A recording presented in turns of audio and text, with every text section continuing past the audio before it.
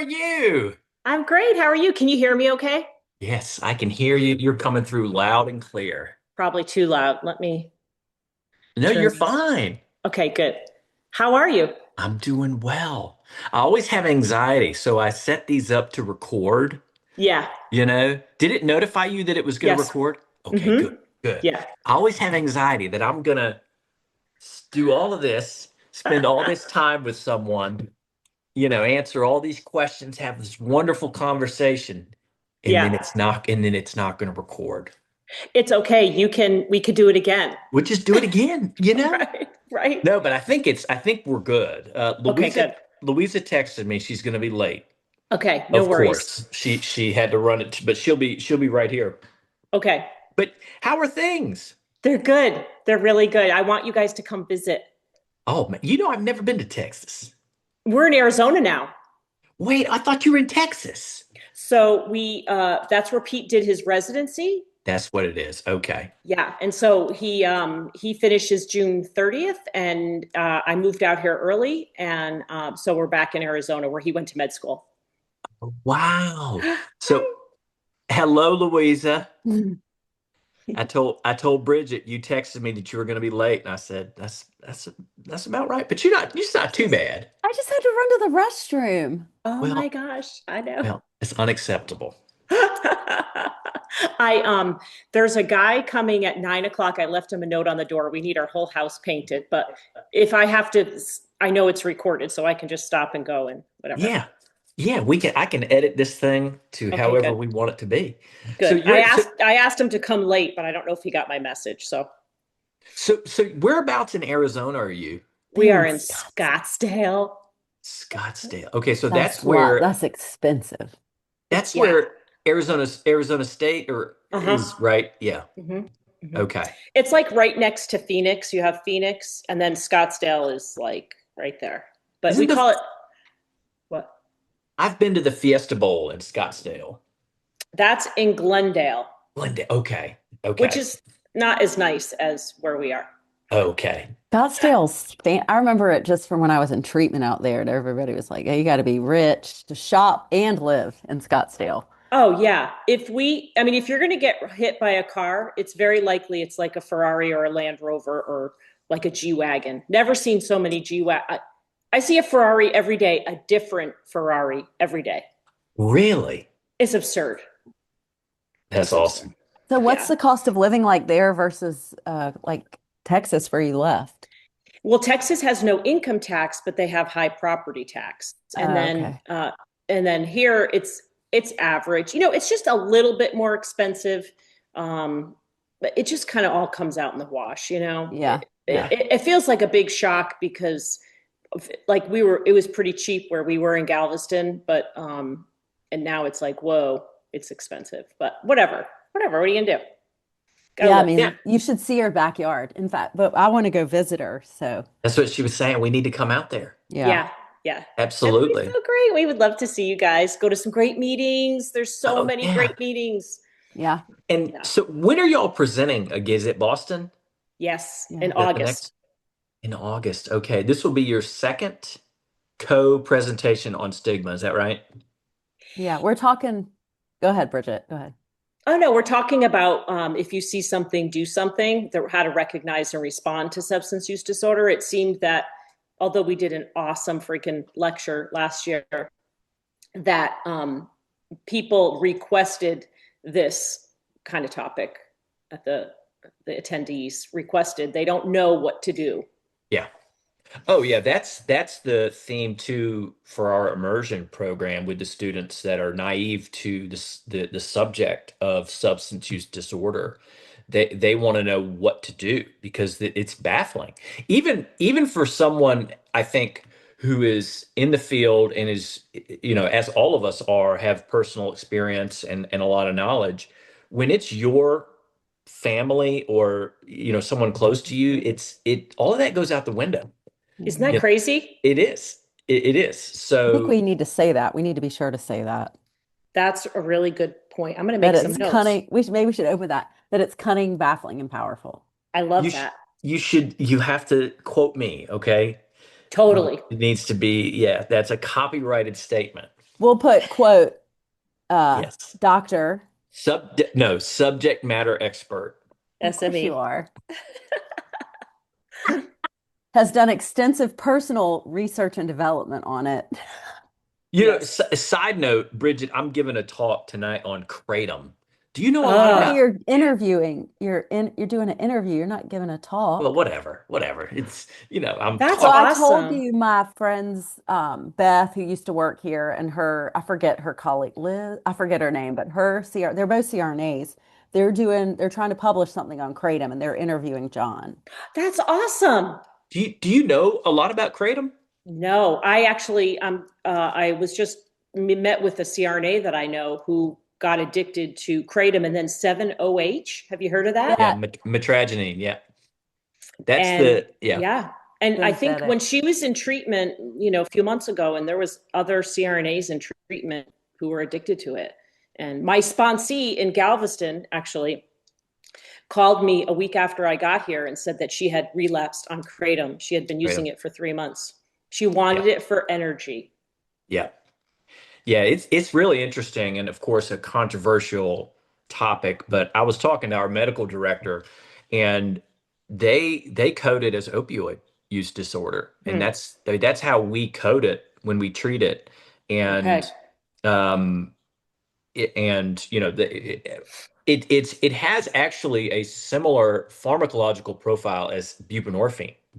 Uh Interesting. yeah, it is a partial mu agonist and Hmm. a uh, kappa delta antagonist. Wow. Yeah, so it's interesting, but that's not why we're here. But I was just curious if you'd had any. Uh, Mm-mm. no, well, so I'm, Well, I'm wait, but you got to listen to that ASAM. Did you see the Yes. podcast Becky shared? Did you listen to it? Is it ASAM or was it ACRAC? It's ASAM, Addiction Okay. Society, the American Society of Addiction Medicine.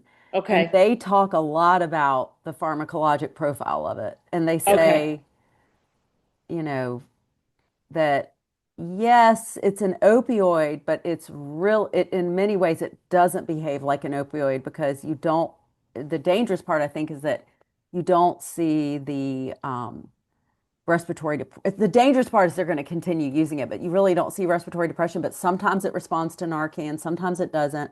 But they talk Oh, about the wow. origins of kratom, which is Southeast Asia, Yeah. Indonesia, I think. Yeah, and when people who use it in Southeast Asia, they use it very differently, kind of yeah, like we Hmm. do coffee, yeah, exactly. Yeah, and that there are some, anyway, it's only about 30 minutes, but it's really interesting. And they really go into depth about the pharmacology of it and Oh, that's good. but that the pharmacology of it really depends on what you're getting. And lots of times you don't know what you're getting, right? yeah. That's the problem with the United States is, or It, wherever. I mean, maybe whatever they import and they throw all the stuff at it. Yeah, that's what I, I find. I was just going to say that it's so American because what we're doing is we're taking this plant which has very low bioavailable levels of metragenine and Mhm. we're taking it out and we're essentially compounding it and making it like 100%. Right? We're doing the same thing with cannabis. Right. Yes. We're now taking the flower and turning it into this 100% THC liquid, and Yeah. it's just like wow, it's Yeah, wild. it reminded me of that as well. It reminded me of that whole thing. So I'll listen to that pod. And there is a kratom sobriety podcast that you can listen to. People who have recovered from Really kratom. Uh huh. It's interesting. crazy. Mm-hmm. It is crazy. Yeah, the FDA is has not labeled it as a controlled substance. They tried to, I think it was like 2016, and Mm-hmm. there was such outrage from people that Wow. that use it, and they decided to withdraw their Wow. Yeah, motion you to can do get it at it. the gas station Yeah, I or smoke know. shops. They mentioned smoke shops. You should Vape listen to gun. this podcast. You really should listen to Okay. this podcast. Okay, good. It's I will. two That'll be my female, job. real nerdy. I loved it, but like talking a lot about the pharmacology of it. But Okay. the one thing so I was listening to my second ASAM podcast this morning on addiction treatment for women. I'm going to send it to you, John. Oh, I'll send it to both of y'all. okay. But I've heard you kind of share this sentiment. I kind of want to try to mention it today, but like they're talking about what I the unique aspects of treatment for women, and that like they said this data just came out from the United Nations. I'm not trying to get political, but whatever. International data that 1 in 7 men can find treatment, but 1 in 18 women get Oh, treatment. wow. That it's a lot harder for women to get treatment. And they kind of are addressing Wow. those issues. But also they talked a lot about trauma-informed care, which is really important, and the unique features of trauma in women.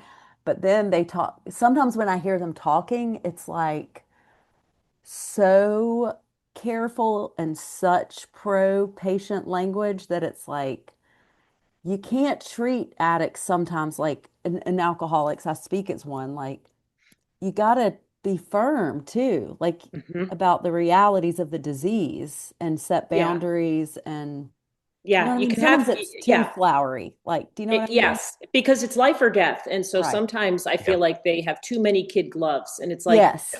yeah, it's like, no, I needed some firmness. Right. Not You know. Yeah. shaming, but like this is the reality of you not changing your behavior, Right. Hmm. you know? I like, Louisa, how you talk about Dr. Cranford sitting at the edge of the bed, right? And how he wasn't nasty. He wasn't shaming you, but he was very serious. Yeah. And he said he was very direct. And I think that's a great kind of model. Wouldn't you say that you Yeah. feel supported by him and you kind of felt the gravity of what he was saying? Yeah. Yeah, I mean, I felt terrified. And I did feel part of, just because it's part of who I am and my story, but like I did feel like I was in trouble, but I didn't feel like I was, he didn't instill any kind of shame in me. If Yeah. there was any shame, that was me. But like this whole like they were talking about urine drug screens and you know, potentially not. I don't know. You'd have to listen to the podcast. I don't want, I think that's a whole other topic, but I think it's like this balance of yes, we can't say things like naltrex or Narcan is thinning the herd or whatever that Right. addiction is thinning the herd. I mean, that is a horrible thing to say about another human being. But at the same time, the reality is that you're a person with a deadly disease, and that if you Yeah. don't treat it, you know, you could die. Mhm. And that you Yeah. hurt the people, or your disease hurts the people around you. You cause a lot of havoc, and you have to be, for me, I had to be held accountable for that. But it's not because I'm a bad person. It's because I have a It's be disease. it's because you're a good person, actually. If you think about it, it's because you can be trusted to recover. It's like you were given the power, basically, or the permission to say, hey, you know what, you are good enough to do this hard work to recover. And Yeah. I think, it reminds me a little bit of like the helicopter parenting. It's like, oh no, that's okay, Johnny, that's okay, you're all right, you're all right, you're all right, you'll be fine, you'll be fine. No, it's like, come on, no, we're going to learn how to deal with this. And to not shelter people. You can't shelter people. It's the real world. Right. Right. We have to be held accountable. We Yeah, should we start like our that. own. We should start our own podcast, the three of us. We've just jumped right in, and it's like, Yeah. dang, we've already. I mean, y'all giving me ideas for future episodes of things to. Good. It's great. Good. But I so to kind of steer things a little bit, I was hoping to start off and allow both of you to kind of introduce yourselves and who you are, and then just an abbreviated story about kind of your journey in addiction and kind of where you are now. And then I want to kind of focus on how the two of you came together, and how you got connected, what it is that the two of you are doing in the arena of substance use disorder, and then I would like to know why. Why does it matter? Why is it important? So, Bridget, I'll start with you. Would you just Go. kind of say who are you and a little bit about kind of how you got here? Thank you so much, and good morning. Yeah, my name is Bridget Petrillo. I'm a nurse anesthetist of about 30 years, and went to school back east in Connecticut. Worked in various academic facilities, private practice, most recently in Texas, where there's a huge criminal population hospital. Uh, uh, it's a it's a prison hospital within an academic medical center. And next week, I'll be starting back at the Mayo Clinic in Arizona. Oh, Um, wow. yeah.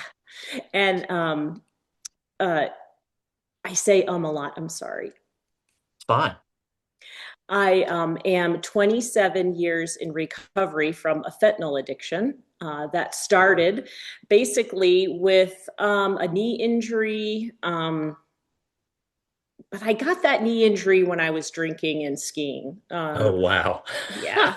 So my story of recovery starts really in high school and college when I had some blackouts, and I'd have periods where I wouldn't drink, so I was certain that I wasn't an alcoholic. But anyway, I digress.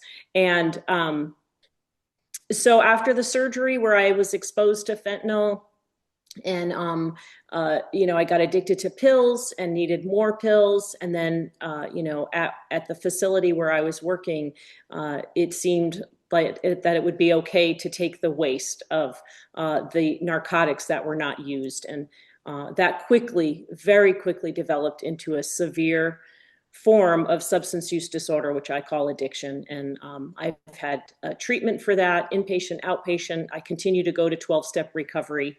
And it's a big part of my life is my recovery story. And, I have faced stigma and in job offers and licensing. And so I find today, that's my biggest passion, is to speak out and tell my story to reduce the stigma. Awesome. Awesome. Thank you. Thank you. And I know we'll hear more about that as we go along. But Louisa, do you want to introduce yourself and who you are and how you got here? Sure. Thank you for having me, and excited to be here with my colleague and friend, Bridget. My name is Louisa Martin. I am also a nurse anesthetist. I say a lot too. I have been a nurse anesthetist for 10 years. Graduated from Northeastern University's anesthesia program in 2015. Practiced, moved back home to Augusta, Georgia, where I currently reside now with my husband, who is you, John Martin, and our two children. And I grew up in Augusta, so returned home here and have worked primarily clinically in acute care settings. And my clinical practice is still at an acute care hospital here in Augusta, Georgia, but my full-time job is teaching in the nursing anesthesia program at Augusta University. I'm an assistant professor there, and I'm the assistant program director for the program. I'm the assistant program director for didactic instruction specifically. And so that's my full-time job. And then again, I practice 1 day a week clinically at an acute care facility here in town. I am super passionate about education, so I do love my full-time job, but my other big passion is substance use disorder. Like Bridget, I'm also a person in long-term recovery. I got sober primarily from alcohol use disorder in 2007 after being hospitalized with acute pancreatitis in the hospital where I was working as a registered nurse in an ICU. And that was after, my first drink was at 16, very fun drink, champagne, and never sought out to become a member of a 12-step program, never sought out to become an alcoholic or a daily drinker. But slowly from age 16 to 26, my drinking progressed. It's a progressive disease. It's a cunning, baffling, and powerful disease. And it, over those 10 years, my life just got smaller, smaller, and smaller. I over time compromised and essentially gave away everything I loved to and sacrificed all those things for alcohol. Didn't know that's what was happening, but I did. And again, wound up in the hospital with acute pancreatitis where I worked. And the hospital where I worked at the time had a partnership with two treatment centers, one in Alabama, one in Statesboro, Georgia. And they said, my boss came up and visited me in my hospital room. She said, "We love you.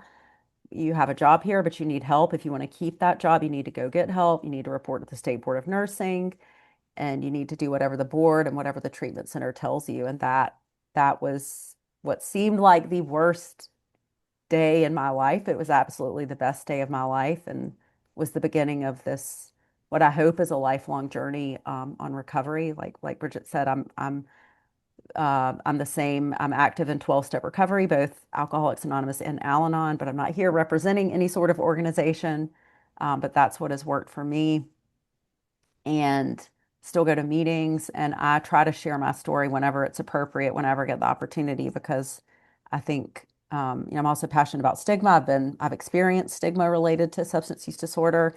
And I think the more we speak up, like Bridget said, the more we can try to battle the stigma, because the reality is I find it rare that I don't speak with somebody and they don't either have somebody in their family, or either immediate family or distant family, or a dear friend who's been impacted by this disease.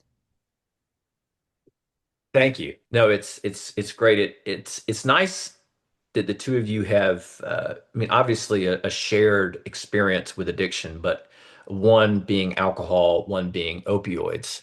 And it's interesting the differences between those two experiences and yet all of the similarities.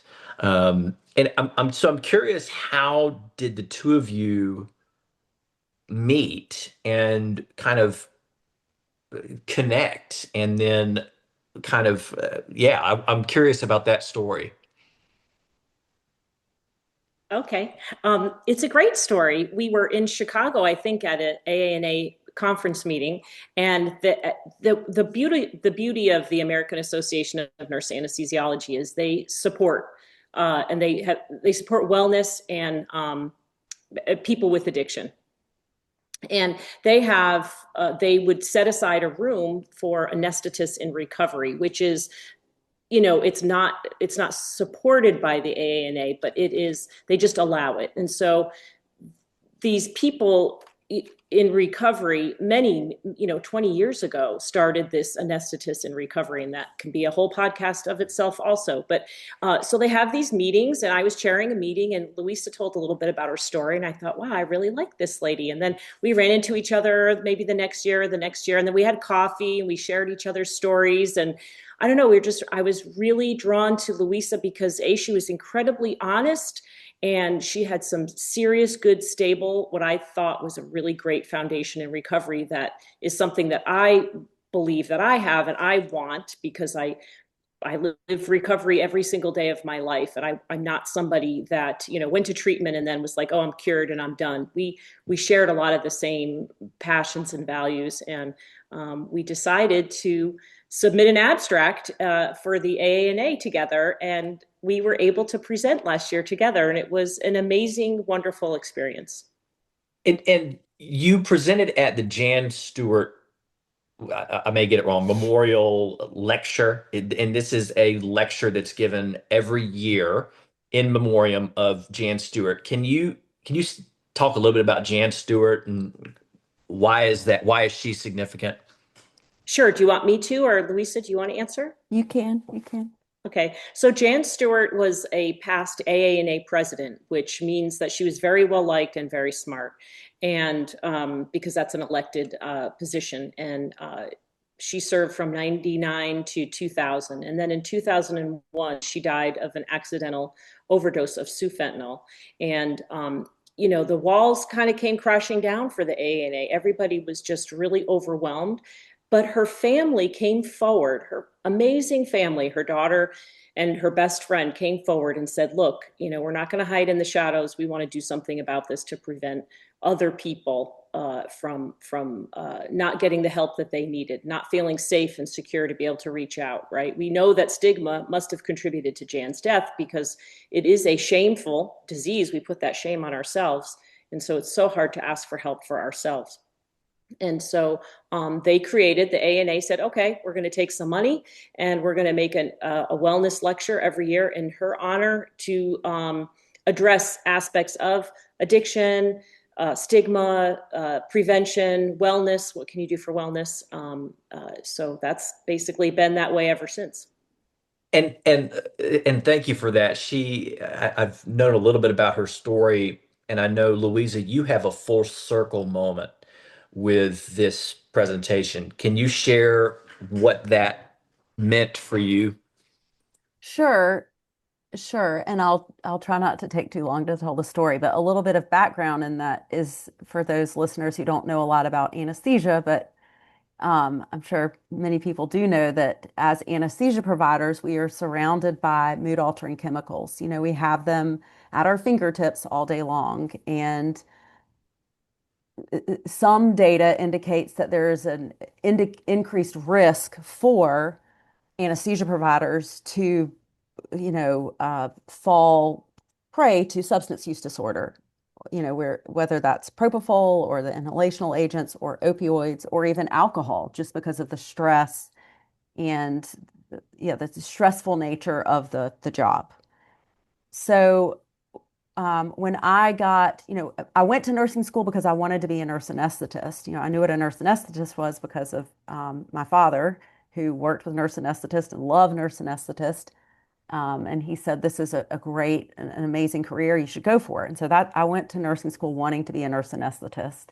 And when I got sober, when I was first getting sober, I thought, well, this is going to be obviously career suicide to anything. I wasn't even sure I was going to be able to, get back in the ICU where I'd been working. They said I had a job, but was it really going to happen? So anyway, as I was sober a few years, I decided, based on my mentors and sponsors in 12 step, I was told, provided you have the right um, motivations and provided you have the right motives, you can go and do anything a free person can do. And, I saw that happening in the rooms of 12-step recovery. These people coming in and working through the 12 steps, getting their life back and their life just completely turning around, not just with logistics and tangible things, but with spiritually, like being a completely different person, right? Being free spiritually. And 12 steps not religious, it's spiritual. And that could be a whole other podcast episode. This is the first of several, this is the first episode of series, I feel Yes, like. yes. Yes, I love it. So anyway, I digress. So I started, I made a list of all the things it was going to take to get into anesthesia school, to graduate school for nursing anesthesia. And it was a long and overwhelming list, but the people helping me get sober said you do it just like one day at a time. It's one thing on that list at a time. So anyway, when I got back in the ICU and then I started studying for the GRE, and then I did start reaching out to nurse anesthetists to see if they knew any nurse anesthetists in recovery I could speak with, because all of the applications asked in one form or another, has your license ever been disciplined, which I have to answer yes, or have you ever struggled with substance use disorder, which I also have to answer yes. And I didn't want to hide it. We don't, honesty is the principle behind the first step, not just honesty with who and what I am as a person with alcoholism, but also what we call cash register honesty, right? I can't lie anymore. I can't sit with the dishonesty. And so I answered yes to all those questions. And, I had a really high GPA. I had really competitive GRE scores. I had gotten back in the ICU and I got a lot of no's. And I'm not saying that it's just because of how I answered that question, but I'll give you an example. Some programs will say, if you get a rejection, call us. We'll tell you how you can improve your application. And I called one of these schools and they gave me their metrics and I exceeded all their metrics except Mm, this one box that I checked, right? mm, So in my perception, it's got to be the scarlet letter on my application, right? And so I did get two interviews, and again, I don't want you to hear. I'm not saying that programs should not be asking those questions. I'm just saying, and I'm not saying that every person in long-term recovery should get admission to a program. I'm just saying you have to look. You really have to do a holistic admission, and you can't throw the baby out with the bathwater. You have to look at the person as a whole. And I hope to die with this disease, not from this disease. It will always be a part of who I am. No, I'm not cured, but there is a lot more to me than my alcoholism, right? And if anything, it's an asset in that I could potentially help you identify people who are struggling, or I can be a resource for people who are struggling, right? So we can't ignore this aspect of our profession because it's there, whether we want to shine light on it or not, right? So anyway, I got two interviews, and the very first interview, I had, they brought me in and immediately it was very stuffy. Not that interviews aren't supposed to be stuffy, but it was, I'll never forget this conference room in a library. I think it was just very, this was in 2012. So this was a long time ago. But immediately, I don't know, I just didn't get the warm and fuzzy sense that I was welcome. But again, I guess not all interviews are supposed to be warm and fuzzy, but they asked me a few questions, and then before too long, the program director said, asked me about my substance use disorder. And I said, yes. And she said, well, are you cured? And I said, no, I'm not cured. There isn't a cure. And I feel like she knew there wasn't a cure.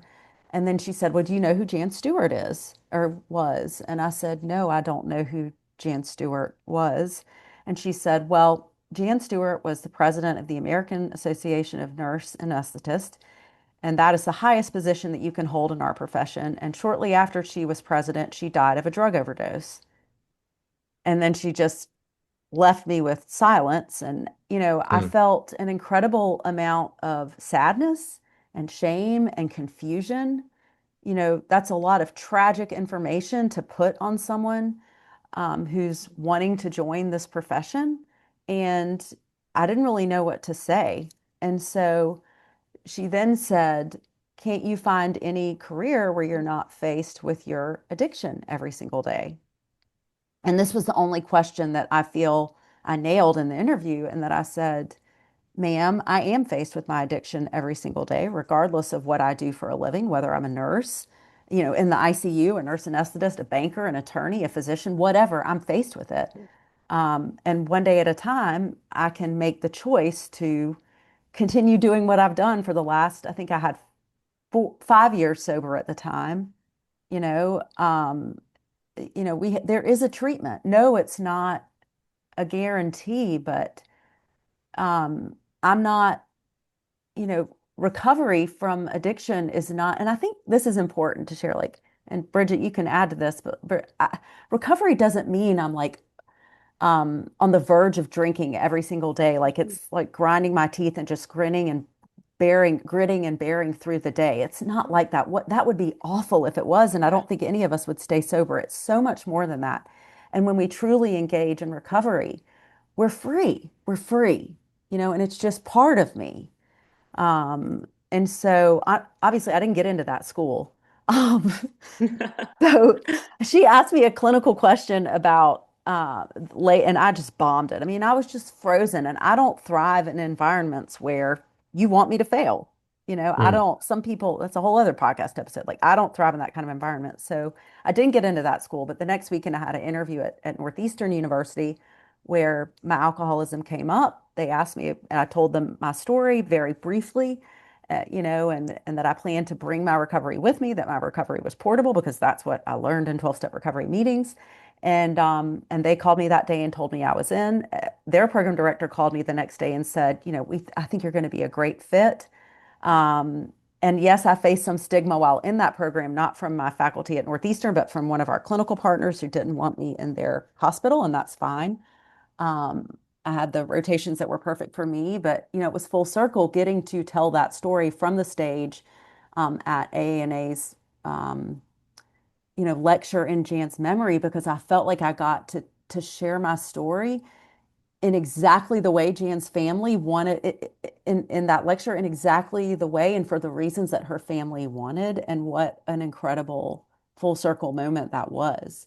But I'll always carry a little bit of imposter syndrome with me in this profession because of interactions like that, and I have the tools and people in my network to help me deal with that. But at times I do have that imposter syndrome because it was such a, I hate to say the word, but nasty way to treat someone just because of part of their past. Yeah, I was by your side through all of that. And, when we started dating, you were studying for the GRE, right? So it was like right at the beginning of this journey to become a nurse anesthetist. And I remember being in Boston. I think we were getting Starbucks at a Marriott, right? By the waterfront. And I mean, it was snowing, freezing cold. It was in January. And we were coming off the heels of this other interview where she had that horrible experience. And they called her the day of the interview. They called her and they were like, "We want you." And then, like, I think when we were in the airport, the director of the program called you, didn't he? Yeah. Yeah. And She did. he was Wow. like, yeah, like singled her out as so what a juxtaposition of you use the word shame, and I think shame is at the center of stigma. And I think shame is a perpetual driver of addiction in and of itself, internalized and externalized shame, right? And you know what two very different experiences where you shared the same information, but in one you were ostracized and rejected, right? And then in another, you were valued and welcomed.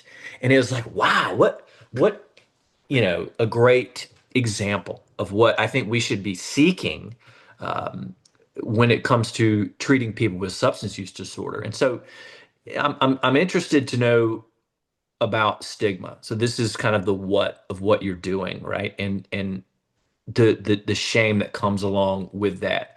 And so for Bridget, what is it that you all like? What is stigma? And kind of what are you doing, you and Louisa, what are y'all doing, both together and independently, to address it? I thank you so much for the question. I believe it's really funny because when I was first sober and I would hear the word stigma, I would think, oh, that's just something you're making up. There's no stigma. I'm a bad, like, I really internalized it so much that I really felt that I deserved any bad outcome that might happen. I mean, I was still plucky and I still went along and I was able to get back into anesthesia after 3 years sober. But I still had that piece of me. And it really was when I met Louisa, and I continued to meet other people in recovery in professional roles that would speak out. And I felt like I had permission to speak out. And I'd start going to lectures and I'd start reading articles, listening to podcasts about it. And, when we talk about it in our lecture last year, we talked about, stigma. The Greek word is like mark on your body, it's a mark. And or stigmata, right? Stigmata, And yeah. Yeah. yeah, so but it's a cultural thing, right? It's not necessarily the truth.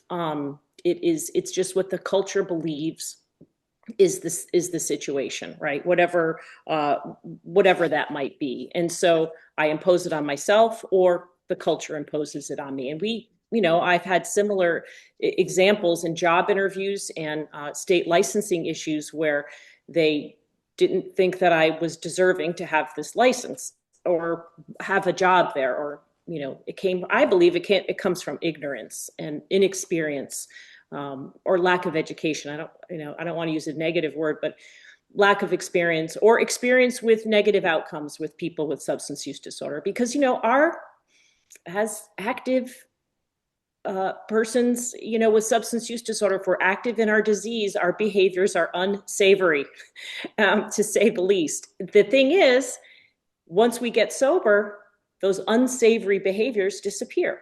Mm. And so being able to see past that, I think, is the key to reducing the stigma.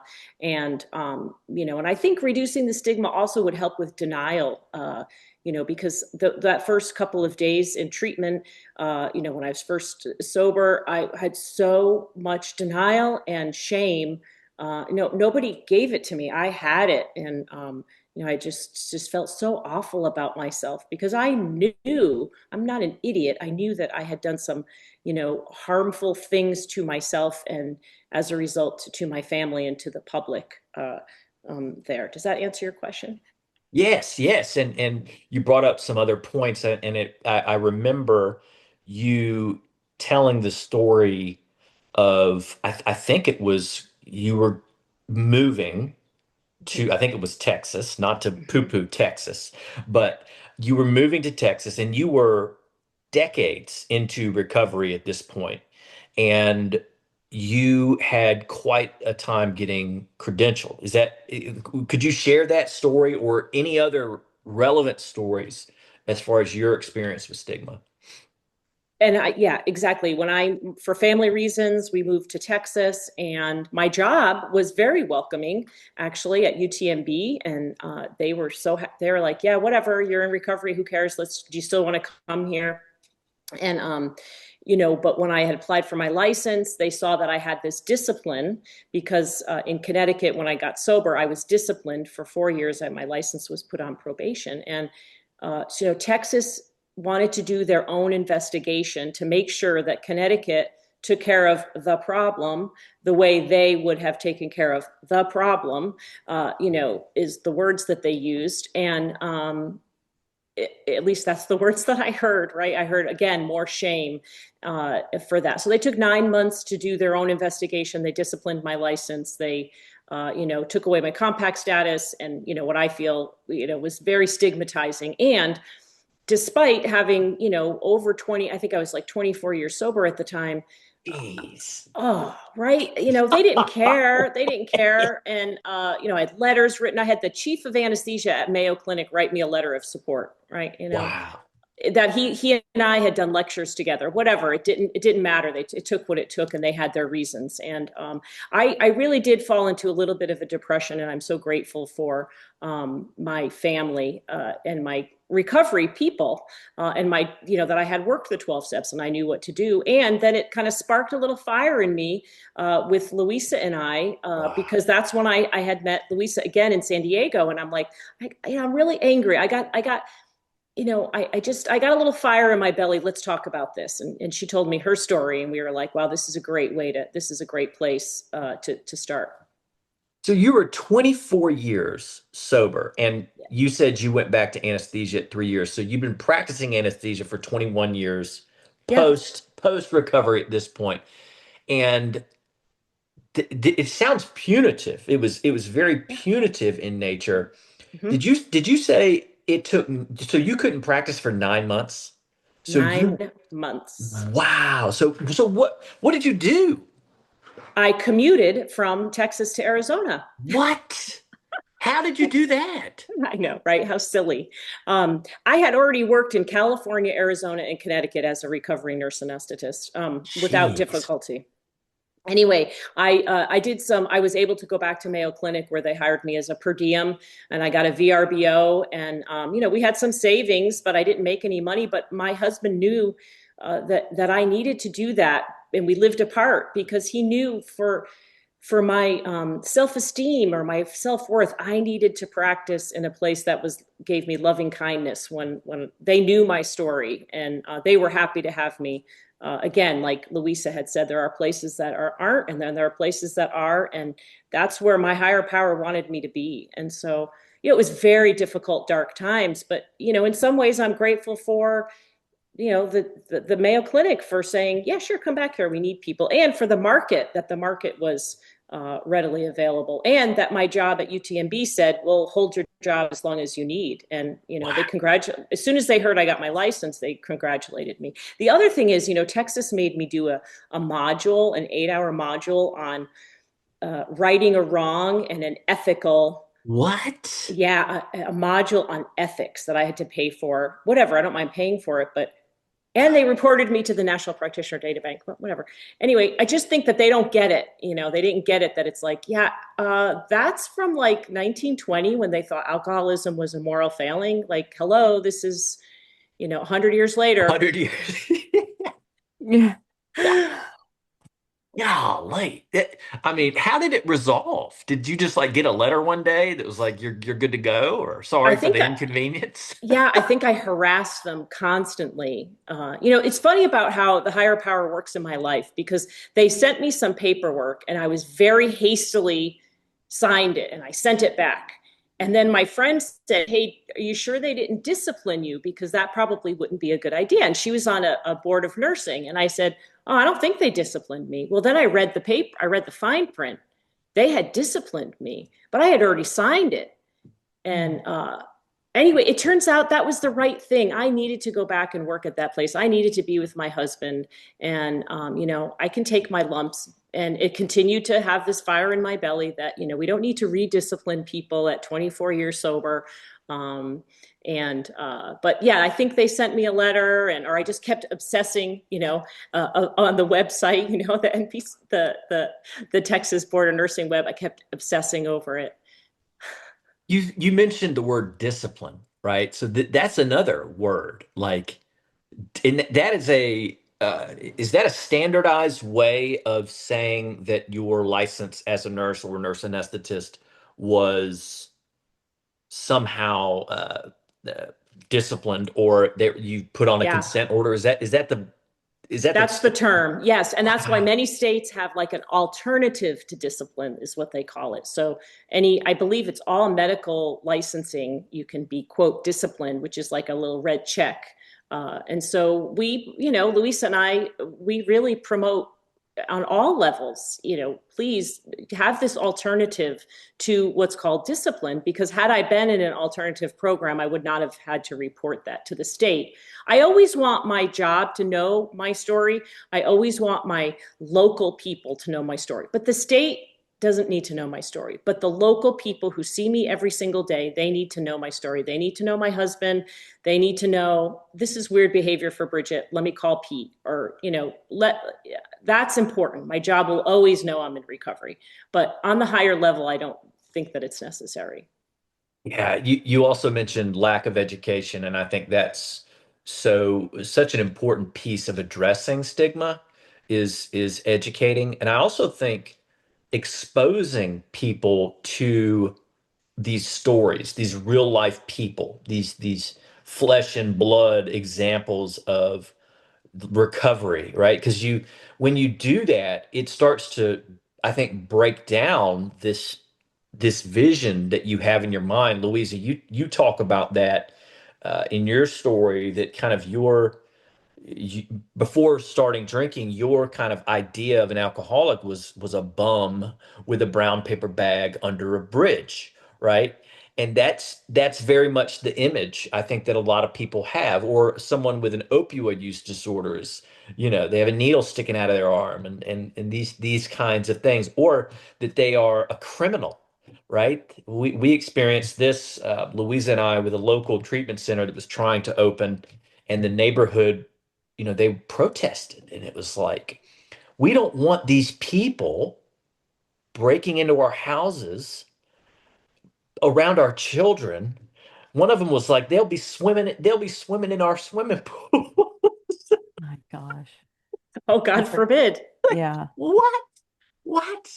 But so yeah, it's wild, that word discipline. But so, and Louisa, you all, when you present the I know you're doing a new kind of presentation, but the one that you did in Nashville, you all included some quotes that I think were really powerful. Can you talk about some of the quotes, and maybe uh, any of your experiences of stigma at in the workplace? Like, what does it look like for actual healthcare providers? Sure. So the quotes that we shared were just from our anecdotal experience that we've heard in the OR over the years, or it's not, I would venture to say it's not unique to just the operating room setting. I think it's pervasive throughout healthcare because I can think back to stigmatizing language and statements that were used when I was in the ICU. It's just, I think it's societal that, we've just decided that, stigma is just saying like this attribute or this feature of this person, of this feature is bad. So anybody who has it, it's bad. Mm. And it usually results in marginalization, or, people can struggle to get housing. I know Bridget has a ton of um, stories. I have a ton of stories, but, job offers being rescinded once they Yeah. Oh find yeah. out, Oh yeah. or job offers never being given. So ultimately, you being labeled and such, not being able to, they're going to swim in our pool. Like, you can't get in the pool because you're an alcoholic. Um, anyway, so yeah, so in my experience in the operating room, I try to share with my students. I try to talk about wellness as much as possible. Um, but I try to share with my students that, you're going to hear this language and I would encourage you to change the language, change the narrative, right? Because so say in the operating room, when we're getting ready for a case, the circulating nurse is going to be in there, the surgical tech is going to be in there, anesthesia. And we're all setting up. And sometimes discussion of the patient comes up for legitimate reasons, like what bed do we need? What position is it going to be? Are they a male or a female? That can sometimes impact. How big are they? There can be stigmatizing language about body size, a lot of Mm, stigmatizing language about body size. Um, and so sometimes the patient's history, are they allergic to anything? That can change. So we're in the room sometimes discussing patients, and I can't tell you how many times it comes up, well, they're a drug addict. And then well, I don't understand how they could do this to their spouse or their children or their job. Oh, they're so smart. I think Bridget gave one where, they go to church. They can't be an alcoholic or a drug addict. They go to church.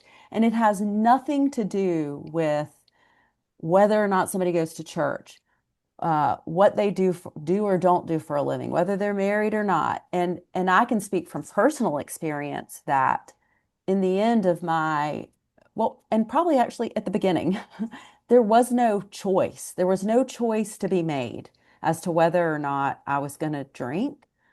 I just had to drink. It was not, I was powerless. That's the best word I know to describe it. And so there was no, um, again, choice as to whether or not I was going to pick up a drink. It was what I did. And, I don't think people understand that. And I also think that, um, people don't understand that when they say those things, if I'm a learner in the OR, mm, right, if I'm there learning and I see my preceptor engage in this narrative and this language of like scum of the earth, dirt bag, uh, junkie, drug addict, lush, um, whatever. There are numerous terms, dirty drug screen, um, mm, stuff like that. It teaches me as the learner, okay, this is what we think of these people. And then it changes how, and I'm not going to say I'm never guilty of it, like of not being stigmatizing or judgmental. That would be, I'm not perfect. Nobody is. But I can tell you as someone like who's listen, you never know who's listening to what you're saying. I think, remember, I don't know if you remember this story, John, but so I didn't work like Bridget. I didn't work, well, I was not a nurse anesthetist yet, but I didn't work as a nurse for almost 2 years, year and a half, 2 years, because my license was being disciplined, but also as part of my treatment. So much of my identity was tied up in being a nurse. They wanted to separate that from me. They wanted for me to value Louisa as a human being, not Louisa mm, as a nurse, Louisa as a daughter, Louisa as a sister, you know, um, but Louisa as Louisa, right? mm, And so I worked on a horse farm shoveling horse manure and taking care of horses for some at times really snobby English writing lesson people. And they saw me as a farmhand. Not that there's anything wrong with being a farmhand, but that's what I was to them, right? They had no clue I was a nurse. And after a year and a half, 2 years of working as a farmhand around these people, I was getting out of the halfway house. I was going back to work as a nurse. And so I'll never forget, I was around these parents of these kids, doing horseback riding lessons. And it was almost like they treated me differently now that they knew I was a nurse, right? And um, and this woman said, "Well, where are you going to be working?" And I said, "Well, I'm going to be working at Willingway Hospital, which is a treatment center in Statesboro, Georgia." And she was like, "Oh, I don't know how you're going to do that." She's like, "I can't mm. stand drug addicts and alcoholics. God bless you for doing that because I couldn't do it." And so we went on in the conversation, and then she was like, "What brought you to Statesboro?" And I was like, and I said, "Well, actually, I was a patient at Willingway Hospital." Oh my And God. I mean, it was like when a person races past you on the interstate and you want a cop to come so badly, and then a cop comes. It was like this perfect, but I think you could see the embarrassment on her face. But and I wasn't ugly, but it was that was another full circle moment. Like, yeah, I'm an alcoholic. And it maybe it taught her something that like, wow, you have no clue what alcoholism really looks like, right? So I'm sorry if I didn't answer your question, but Bridget No. has, Bridget may have, probably remembers some of those quotes. I know one of the quotes that I heard was um, that was a nurse leader uh, where I practice clinically, which this nurse leader is no longer there, saying like, we can't tolerate any form of substance use in this. Mm, And I know somebody quit the job because they needed Mm. help and they didn't want to go forward and say, I need help, mm, you Yeah, know? that's the tragedy. It's, either people die or they quit, they go work somewhere else, but they don't get the treatment. And that's unfortunate with everybody is listening. You were saying, some people are listening in the OR. I really believe everybody is listening. And I think that as we're nurse anesthetists, we're leaders, people listen to us. There's all kinds of learners in the operating room. And Mm, yeah, I think you're right. I appreciate all the things, and I appreciate your passion, Louisa, for all of it. yeah. And Bridget and absolutely. I, we worked together. I wanted to say this earlier when I was, when Bridget was sharing her story about moving to Texas. She's also been a national voice and part of the AANA's national wellness program. Like I've been on the wellness committee now just a year, but Bridget's been involved at the national level for years.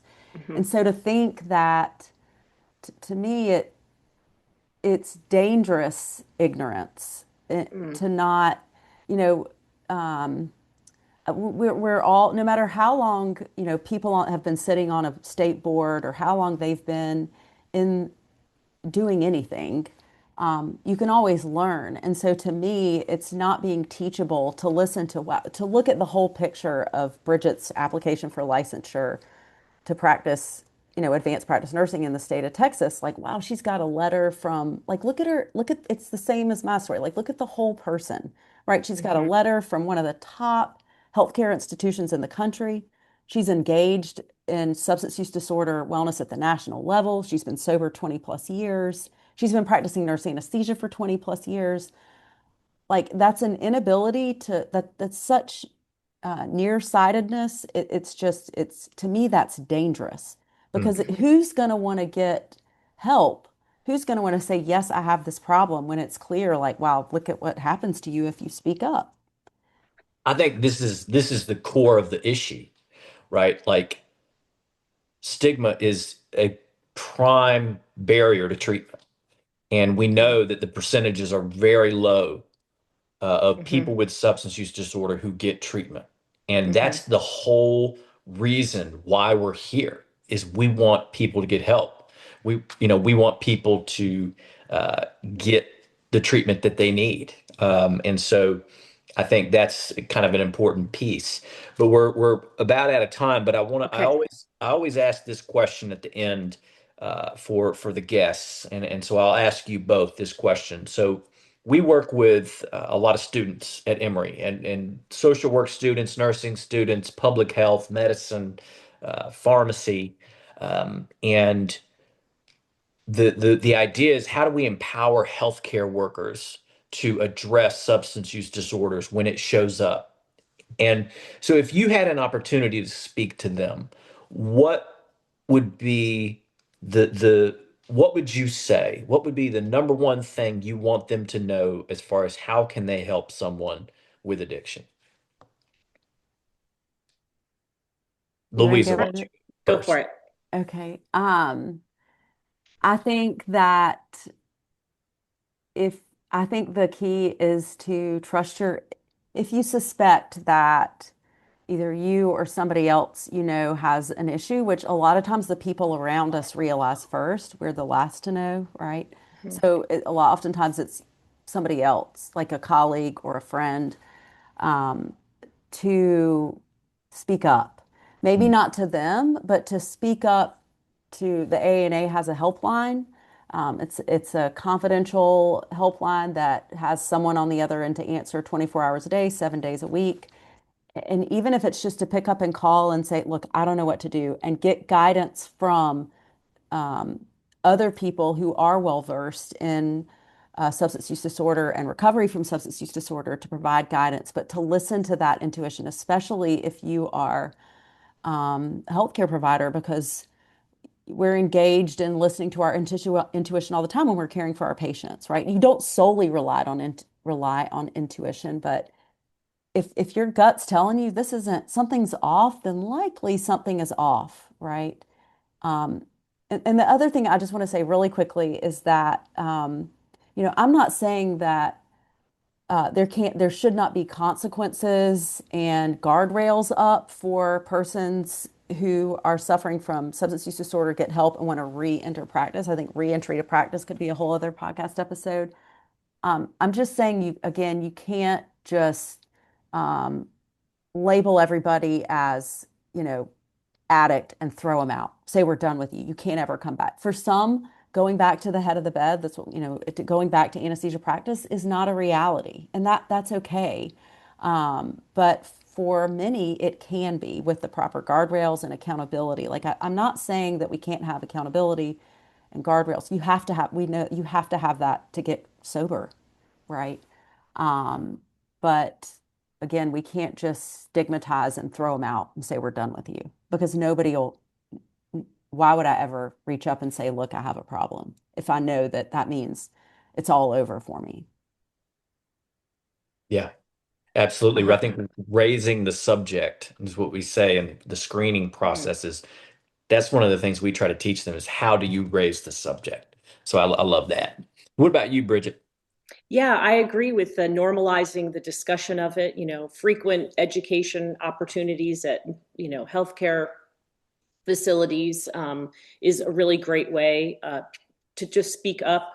I was thinking about when we were talking about the consequences, we have to remember that the negative consequences do not deter the use, and that it's a chronic, progressive, and fatal disease that if it's not treated, the person will die of.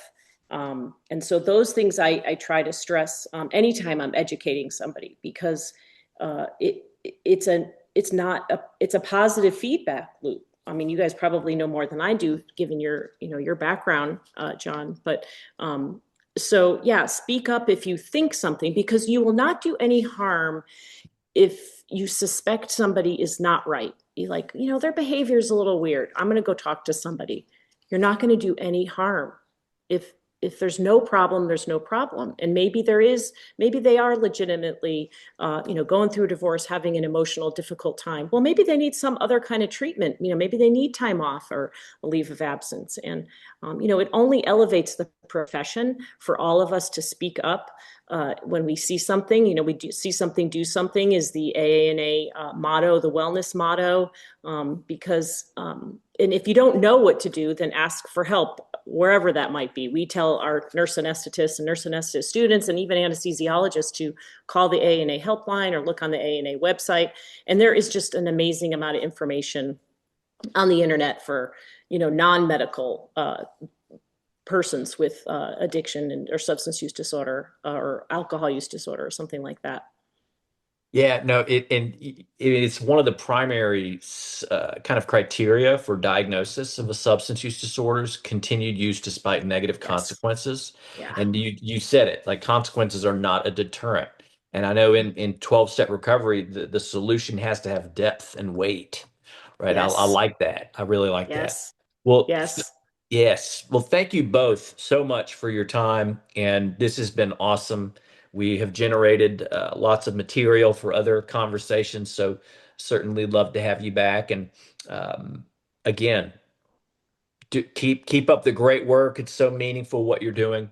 And Bridget, we'll have to come out there to Scottsdale sometime. Yeah, for sure. Definitely. And I'll see you in Boston. Yes, absolutely.